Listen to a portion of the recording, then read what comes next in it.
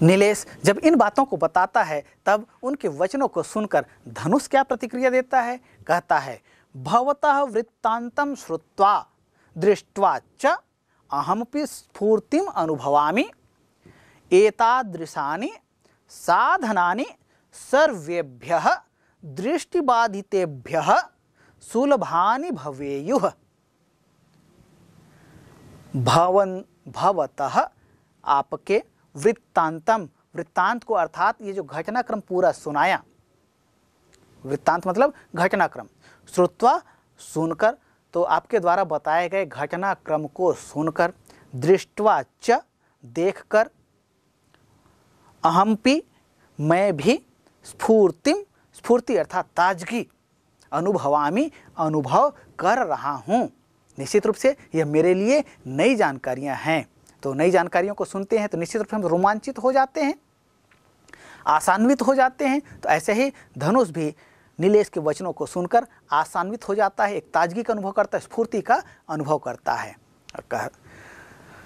एतादृशानि इस प्रकार के, साधनानि साधन, सर्वेभ्यः सबके लिए, दृष्टिपातितेभ्यः जो दृष्टि से बाधित हैं ऐसे उन सभी के लिए, सुलभानि सुलभ अर्थात सरलता से प्राप्त, भवेयुः हों अर्थात ऐसे साधन जितने दृष्टि बाधित हैं, जितने जो देख नहीं सकते हैं, ऐसे उन सभी बच्चों के लिए, उन सभी के लिए ये साधन जो है उपलब्ध हों, ऐसा धनुष मानता है। यहाँ श्रुत्वा शब्द आया है, श्रु धातु अक्त प्रत्यय का प्रयोग हुआ है और इस तरह से बनता है शब्द श्रुत्वा। इसका तात्पर्य होता है सुनकर। दृष्ट्वा, दृश्य धातु अक्त्वा प्रत्यय, इसका तात्पर्य होता है देख कर। यहाँ जैसे साधनानि एक शब्द आया है, साधन मूल शब्द है, नपुंसक लिंग का यह शब्द है। तो साधनानि यह पद जो है प्रथम विभक्ति बहुवचन का रूप है। और सर्वेभ्यः, सर्वेभ्यः सर्व मूल शब्द है, पुल्लिंग का शब्द है, चतुर्थी विभक्ति बहुवचन का यह रूप है। तो इस तरह से रूप बनता है सर्वेभ्यः, इसका तात्पर्य होता है सबके लिए। तो इस प्रकार के जो साधन हैं, जिस साधन के बारे में अभी नीलेश ने बताया कि वहाँ का जो संगणक है वो उनके वचनों को सुन करके लिख लेता है और वो मुझको मिला हुआ था, मुझको उपलब्ध था, वह मेरे मित्र के रूप में था, अर्थात जब चाहे तब मैं उसकी सहायता ले सकता था। तो ऐसे जो साधन हैं ये सभी दृष्टिबाधित बच्चों को, जो पढ़ने वाले बच्चे हैं उन सभी को उपलब्ध हों, ऐसा धनुष अपेक्षा करता है। तब नीलेश कहता है, आम धनुष, हाँ धनुष तुम ठीक कह रहे हो, ऐसा कहता है। फिर धनुष कहता है, अस्माकं विद्यालये विविधोपकरणानि न सन्ति। अस्माकं,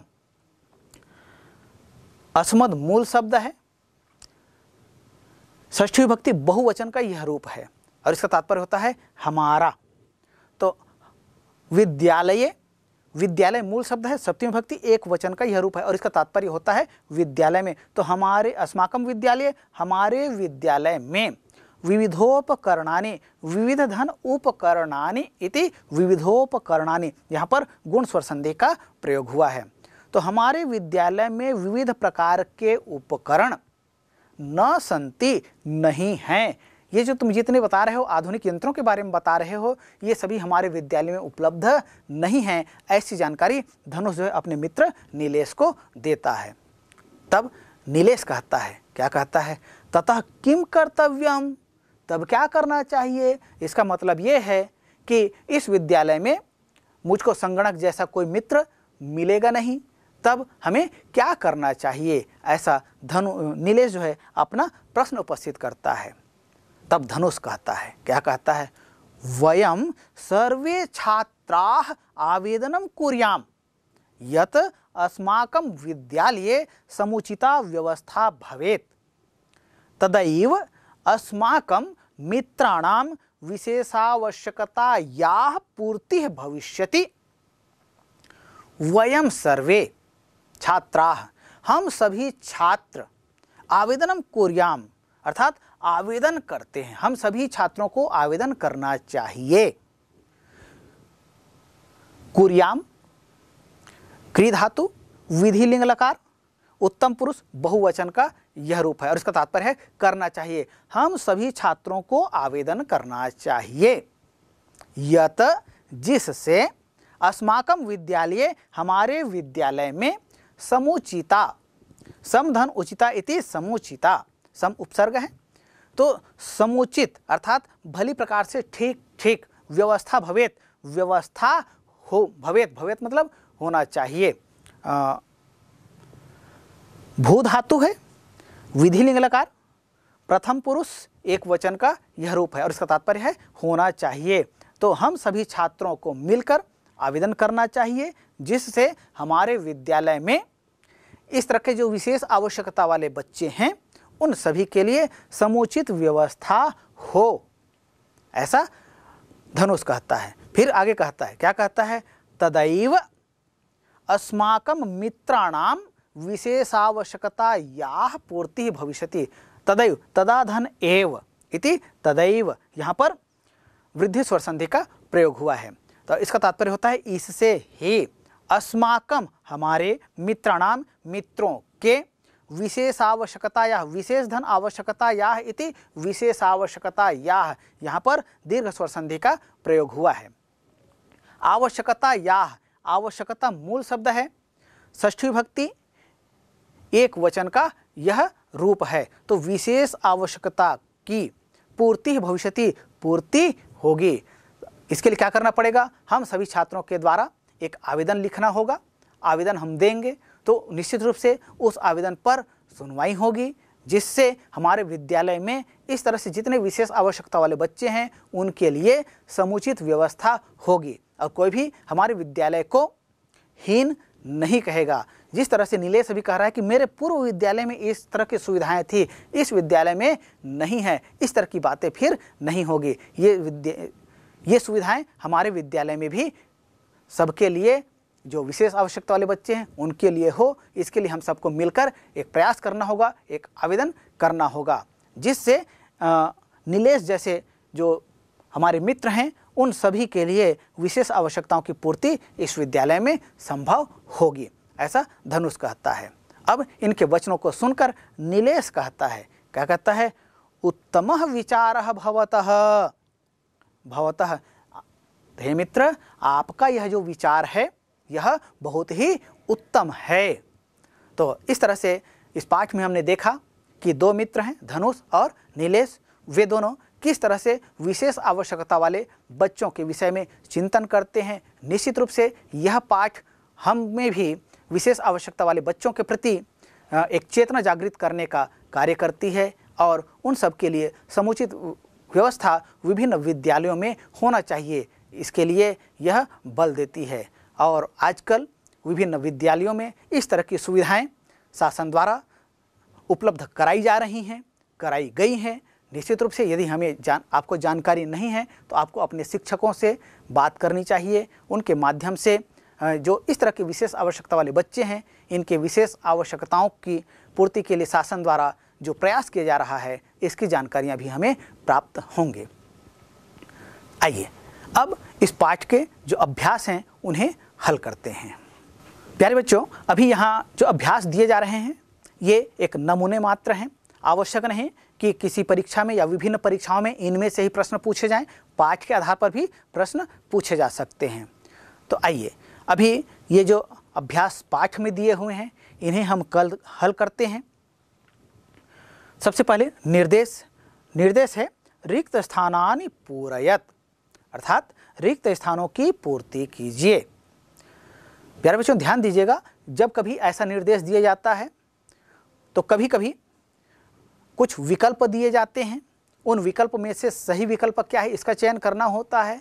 लेकिन कभी कभी केवल रिक्त स्थान के प्रश्न ही दे दिए जाते हैं, अर्थात एक वाक्य में से या कुछ वाक्यों में से कुछ शब्द को वहाँ से हटा दिया जाता है और उन शब्दों को वहाँ स्थापित करते हुए में रिक्त स्थान की पूर्ति करनी होती है। आइए देखते हैं यहाँ किस तरह के अभ्यास दिए गए हैं।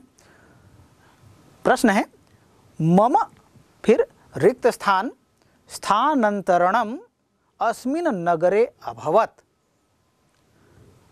अर्थात मम मेरा स्थान रिक्त स्थान स्थानांतरण अस्मिन नगरे इस नगर में हुआ, ये कहा गया।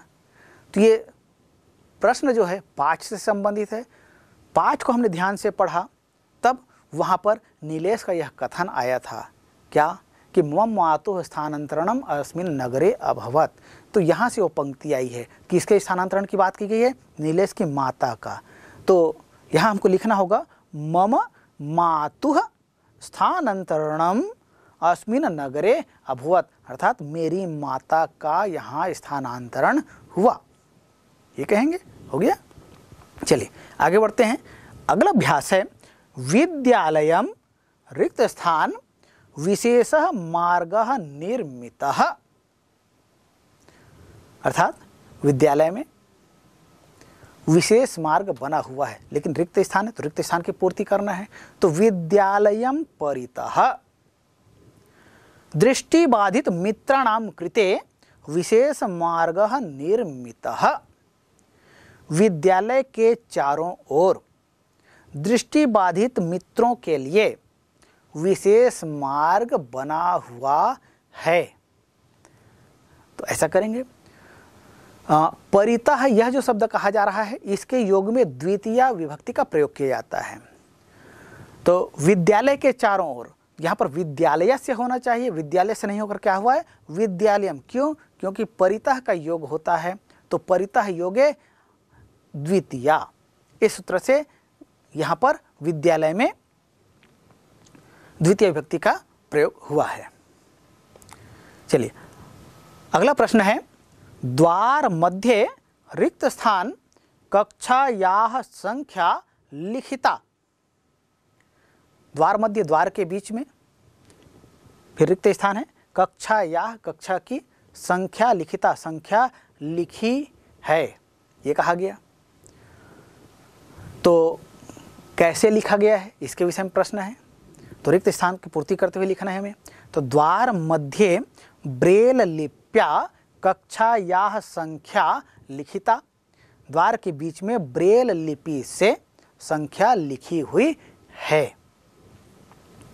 अगला प्रश्न है रिक्त स्थान अपि मम मित्रम, अर्थात खाली स्थान मेरा मित्र है। किसको मित्र बताया गया? वहाँ नीलेश जो था उसके द्वारा एक यंत्र को जिसका नाम था संगणक, उसको अपना मित्र कहा। तो लिखेंगे संगणकः अपि मम मित्रम, संगणक भी मेरा मित्र है। चलिए आगे बढ़ते हैं। अगला प्रश्न है विद्यालये समुचिता खाली स्थान भवेत, विद्यालय में समुचित होना चाहिए। क्या समुचित होना चाहिए? व्यवस्था। तो विद्यालये समुचित व्यवस्था भवेत, विद्यालय में समुचित व्यवस्था होनी चाहिए। क्यों होनी चाहिए? क्योंकि इससे सभी बच्चों को पढ़ने का समान अवसर और आगे बढ़ने का भी समान अवसर प्राप्त होगा, इसलिए। चलिए आगे बढ़ते हैं। अब अगला अभ्यास का जो निर्देश है वह है संस्कृत भाषया उत्तरत, संस्कृत भाषा के माध्यम से उत्तर दो, ये कहा गया है। तो यहाँ ध्यान देना है हमें कि यहाँ तो प्रश्न पूछा गया है, उसका उत्तर जो है हमें संस्कृत में लिखने के लिए कहा गया है, लेकिन हो सकता है कभी किसी परीक्षा में प्रश्न ये ही हो और इनका उत्तर हिंदी में लिखने के लिए कहा जाए। तो इसलिए हम इन प्रश्नों के, अभी जो प्रश्न यहाँ पर आएंगे उनके उत्तर संस्कृत में तो लिखेंगे ही, साथ ही हिंदी में भी उनका उत्तर क्या होगा इसके विषय में भी अभ्यास करेंगे। तो आइए प्रश्नों को लेते हैं। प्रश्न है नीलेशः केन माध्यमेन पठति। प्रश्न को समझना भी आवश्यक है। प्रश्न क्या पूछा गया है इसको समझेंगे तभी हम उसका उत्तर दे पाएंगे। तो प्रश्न कहता है नीलेशः केन माध्यमेन पठति, नीलेश किस माध्यम से पढ़ता है। तो पाठ में जो नीलेश है विशेष आवश्यकता वाला बच्चा है, तो इसके लिए पढ़ने का साधन क्या था, किस माध्यम से वह पढ़ता था? ब्रेल लिपि के माध्यम से। बिल्कुल सही। तो उत्तर लिखेंगे नीलेशः ब्रेल लिपि माध्यमेन पठति, अर्थात नीलेश ब्रेल लिपि के माध्यम से पढ़ता है। चलिए चलिए अगला प्रश्न लेते हैं। अगला प्रश्न है संगणकः किम कर्तुम शक्नोति। संगणक क्या करने में समर्थ होता है। तो संगणक के तो वैसे बहुत से कार्य आप सभी जानते हैं, लेकिन इस पाठ में संगणक के किस कार्य की या किस विशेषता की चर्चा की गई है, उस विशेषता को आपको यहाँ लिखना है। तो उत्तर लिखेंगे संगणकः वचनम श्रुत्वा लिखितुम शक्नोति। अर्थात संगणक वचनों को सुनकर लिखने में समर्थ होता है, अर्थात यह विशेषता उसकी बताई गई, तो ये लिखेंगे। चलिए अगला प्रश्न है धनुषः कथम मित्रस्य सहायतां करोति। धनुष कैसे मित्र की सहायता करता है। तो पाठ में हमने पढ़ा धनुष किस तरह से अपने मित्र नीलेश की सहायता करने का प्रस्ताव देता है, तो उसके विषय में पूछा गया है। तो उत्तर लिखेंगे धनुषः विशेषावश्यकता पूर्तये मित्रस्य सहायतां करोति। धनुष जो है वह विशेष आवश्यकता की पूर्ति की बात करके मित्रस्य सहायतां करोति, मित्र की सहायता करता है। अगला प्रश्न है किम तव विद्यालये नीलेशस्य शिक्षार्थम व्यवस्था अस्ति। किम क्या, तव मतलब तुम्हारे, विद्यालय में, नीलेशस्य नीलेश की, शिक्षार्थम शिक्षा के लिए, व्यवस्था अस्ति व्यवस्था है। क्या आपके विद्यालय में नीलेश जैसा कोई बच्चा है, उसके लिए शिक्षा की समुचित व्यवस्था है। बिल्कुल ठीक है। तो आपके विद्यालय में है, अच्छी बात है, नहीं है तो ये होना चाहिए। लेकिन प्रश्न कहाँ किया गया है, प्रश्न किया गया है धनुष के विद्यालय में। तो धनुष के विद्यालय में नीलेश जैसे बच्चों के लिए विशेष शिक्षा की व्यवस्था थी क्या, नहीं। तब लिखेंगे न विद्यालये नीलेशस्य शिक्षार्थम व्यवस्था, अर्थात नहीं, विद्यालय में नीलेश की शिक्षा की व्यवस्था नहीं है। चलिए आगे बढ़ते हैं। अगला प्रश्न है ततः किम कर्तव्यम। ततः मतलब तब, किम क्या, कर्तव्यम करना चाहिए। जब विद्यालय में नीलेश जैसे विशेष आवश्यकता वाले बच्चों के लिए विशेष शिक्षा की व्यवस्था नहीं की गई है, तब ऐसे में क्या करना चाहिए। तो क्या करना चाहिए, धनुष ने क्या उपाय बताया था पाठ में, उसके आधार पर उत्तर लिखेंगे। तब उत्तर लिखेंगे वयम सर्वे आवेदनम कुर्याम यत अस्माकं विद्यालये समुचिता व्यवस्था भवेत इति अस्माकं कर्तव्यम। अर्थात हम सभी के द्वारा एक आवेदन करना चाहिए जिससे हमारे विद्यालय में समुचित व्यवस्था हो, और ऐसा करना यह हम सबका कर्तव्य है। तो प्यारे बच्चों, इस तरह से हम इन प्रश्नों के उत्तर दे सकते हैं। पाठ में जो प्रश्न पूछे जाते हैं या विभिन्न परीक्षाओं में जो प्रश्न पूछे जाते हैं वे तरह तरह के होते हैं। तो अभी हमने कुछ प्रकार देखा, और अब आइए आगे बढ़ते हैं और आगे बढ़ते हुए देखते हैं कि यहाँ किस तरह के अभ्यास के प्रश्न दिए हुए हैं। निर्देश है स्तंभ मेलनम कुरुत, अर्थात सही जोड़ी बनाइए या स्तंभ को सुमेलित कीजिए, ये कहा गया है। अर्थात यहाँ दो खंड दिए जा रहे हैं, दोनों खंड में कुछ शब्द दिए हैं, उनमें सुमेल करना है, अर्थात उचित संबंध जोड़ना है। खंड अ में जो शब्द दिए हुए हैं वे शब्द हैं पठितुम, स्मृत, वे शब्द हैं पठितुम, स्पृष्ट्वा, पठनम, कृतवान, गतः, ये शब्द यहाँ दिए हुए हैं। और इनके साथ सामने जो शब्द दिए हुए हैं वे शब्द हैं त, तुमुन, त्वा, ल्युट और त्वतु, ये शब्द इनके सामने दिए हुए हैं। अर्थात यहाँ जितने शब्द दिए हुए हैं खंड अ में जितने शब्द दिए हुए हैं ये सभी शब्द कैसे हैं? ये सभी कृदंत युक्त शब्द हैं, कृदंत प्रत्ययों से युक्त शब्द हैं। और इनके सामने खंड में जो शब्द दिए हुए हैं वे सभी कृदंत प्रत्यय हैं। अर्थात ये जो कृदंत शब्द हैं, इन शब्दों में किस प्रत्यय का प्रयोग हुआ है, इसकी हमें सही जोड़ी बनाना है। तो पठितुम यह शब्द देखते हैं, इसमें पठ धातु है और तुमुन प्रत्यय का प्रयोग हुआ है। तो तुमुन को हम क्या करेंगे? सही उत्तर के खंड बनाएंगे और वहां पर फिर लिखेंगे पठितुम के आगे लिखेंगे तुमुन। इसी तरह से स्पृष्ट्वा, यहां पर स्पृश ये क्या है? यह धातु है और इसमें अक्त्वा प्रत्यय का प्रयोग हुआ है। तो लिखेंगे सही उत्तर के कॉलम में लिखेंगे स्पृष्ट्वा के आगे अक्त्वा। फिर पठनम, पठ धातु है और यहाँ पर ल्युट प्रत्यय का प्रयोग हुआ है। तो यहाँ लिखेंगे पठनम के आगे ल्युट। इसी तरह से कृतवान, कृतवान में कृ धातु है और अक्त्वतु प्रत्यय का प्रयोग हुआ है। तो लिखेंगे कृतवान के आगे में अक्त्वतु। फिर गतः, गम धातु है, अक्त प्रत्यय का यहाँ प्रयोग हुआ है। तो गतः के आगे लिखेंगे अक्त। तो इस तरह से हम ये जो सही जोड़ी बनाइए या स्तंभों को सुमेलित कीजिए, यह जो अभ्यास है इसका हम इस तरह से हल कर सकते हैं, या इसी तरह से और भी अन्य जो प्रश्न दिए जाएं उनको हम हल कर सकते हैं। आइए आगे बढ़ते हैं। हमारा अगला अभ्यास है पाठात चित्वा उपसर्ग युक्त पदानि लिखत। अर्थात पाठ से चुनकर उपसर्ग युक्त पदों को लिखो, ये कहा जा रहा है। तो हमने पाठ पढ़ा, पाठ में बहुत से शब्द आए हैं जिनमें उपसर्ग का प्रयोग हुआ है। तो किस तरह के उपसर्गों का चयन करना है?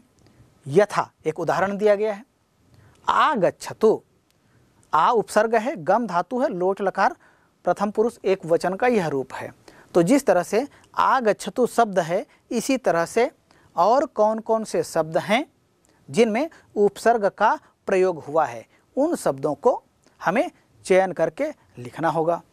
तो इसके लिए हमें क्या करना होगा? तो इसके लिए हम ब्रेल लिपि, यह जो पाठ है इसको भली भांति देखें और फिर उनमें जो उपसर्ग युक्त पद हैं उन उपसर्ग युक्त पदों को हम छांट कर लिखेंगे। तो हमने चूँकि पाठ को अध्ययन किया है, पाठ को हम भली भांति देख भी लिए, अब इस आधार पर उपसर्ग युक्त पदों को अलग करके लिखते हैं। तो वे उपसर्ग युक्त पाठ में जो प्रयुक्त शब्द हैं वे हैं उपविशतु, सुलभानि, संस्पृश्य, अनुभवामि, उपलब्धानि, समुचिता। ये पद जो हैं उपसर्ग से युक्त पद हैं। तो निश्चित रूप से आपको इस तरह के उपसर्ग युक्त पदों को पहचानना आ जाएगा, क्योंकि हम जब पाठ को पढ़े उस समय इनका अध्ययन हमने समय समय पर किया भी है। आइए अब आगे बढ़ते हैं। हमारा अगला अभ्यास है अधोलिखितानां शब्दानां विलोम पदम लिखत। अर्थात नीचे लिखे हुए शब्दों के विलोम पद लिखो, ये कहा जा रहा है। तो कुछ शब्द यहाँ दिए हुए हैं, उनके कभी पर्याय भी पूछा जा सकता है, कभी विलोम भी पूछा जा सकता है। तो यहाँ जो शब्द दिए जा रहे हैं उनके विलोम पद हमें लिखने के लिए कहा जा रहा है। शब्द लेते हैं। शब्द है शोभनम। शोभनम का विलोम कहना है, तो शोभनम अशोभनम। उपलब्धानि, तो इसका विलोम क्या हो जाएगा? अनुपलब्धानि। मित्रम, मित्र का विलोम क्या होगा? शत्रु, तो मित्रम का क्या हो जाएगा? शत्रुम। सुलभानि, इसका विलोम क्या हो जाएगा? दुर्लभानि। स्फूर्तिम, इसका विलोम होगा आलस्यम। तो इस तरह से जो यहाँ शब्द दिए हुए हैं इनके विलोम पद हम लिख सकते हैं। चलिए आगे बढ़ते हैं और अगला अभ्यास है अधोलिखितानां प्रश्नानां उत्तराणि मातृभाषया लिखत। अर्थात नीचे लिखे हुए प्रश्नों के उत्तर मातृभाषा में लिखो, ये कहा जा रहा है। लेकिन कभी हो सकता है किसी परीक्षा में प्रश्न यहाँ जो दिए जा रहे हैं वे ही हों और उनके उत्तर संस्कृत में लिखने के लिए कहा जाए। तो इसलिए यहाँ जो प्रश्न दिए जा रहे हैं इनके उत्तर हम मातृभाषा में अर्थात हिंदी में तो तैयार करेंगे ही, साथ ही संस्कृत में भी इन प्रश्नों के उत्तर तैयार करेंगे। आइए प्रश्नों को लेते हैं। प्रश्न है ब्रेल लिपि कीदृशी भवति, अर्थात ब्रेल लिपि कैसी होती है, ये प्रश्न किया गया है। तो उत्तर क्या होगा? उत्तर है कि ब्रेल लिपि जो है पढ़ने और लिखने की एक विशिष्ट लिपि है। तो उत्तर लिखेंगे ब्रेल लिपि पठनस्य लेखनस्य च विशिष्टा लिपि, अर्थात ब्रेल लिपि पढ़ने और लिखने की विशिष्ट लिपि है, ये कहेंगे। चलिए आगे बढ़ते हैं। अगला प्रश्न है तव दृष्टिबाधितम मित्रम अस्ति।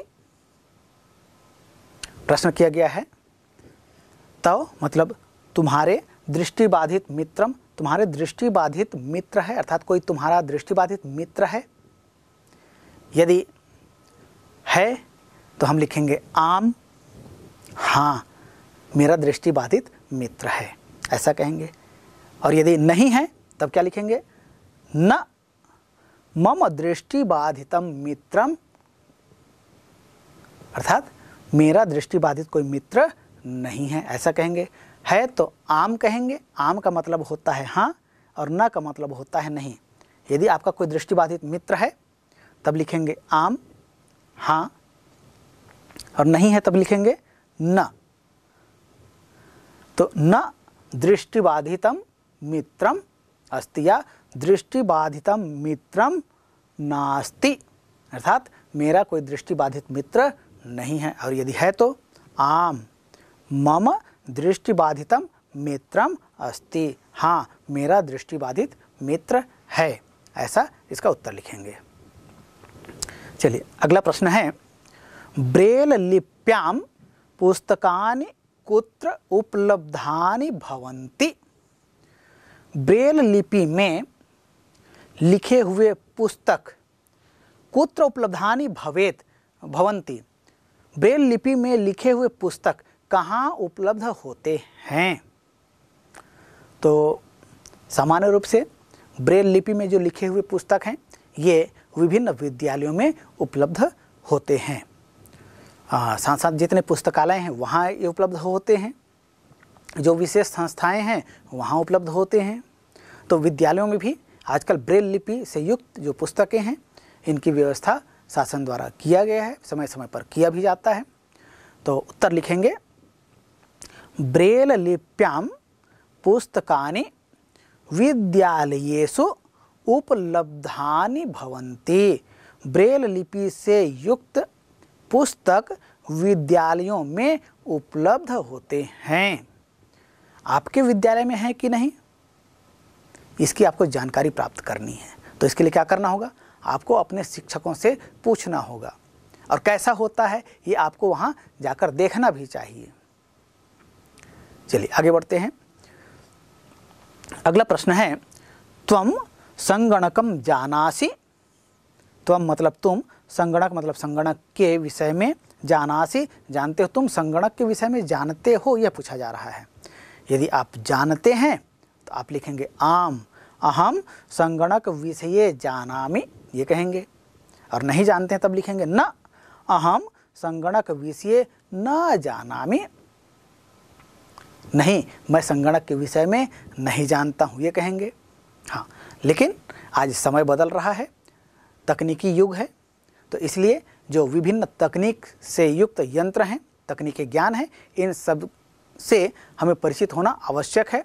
तो निश्चित रूप से आप सभी संगणक के विषय में जानते हैं तो अच्छी बात है, और नहीं जानते हैं तो आप सबको जानना चाहिए, और जानते हैं तो और अधिक उसके विषय में जानकारियाँ प्राप्त करनी चाहिए।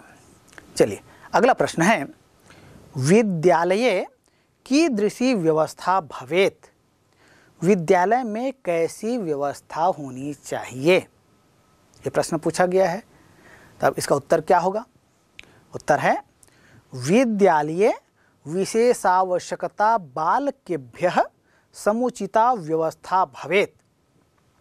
विभिन्न विद्यालयों में विशेष आवश्यकता वाले जो बच्चे होते हैं, इनके लिए सभी प्रकार की समुचित व्यवस्था होनी चाहिए, ऐसा हम उत्तर लिखेंगे।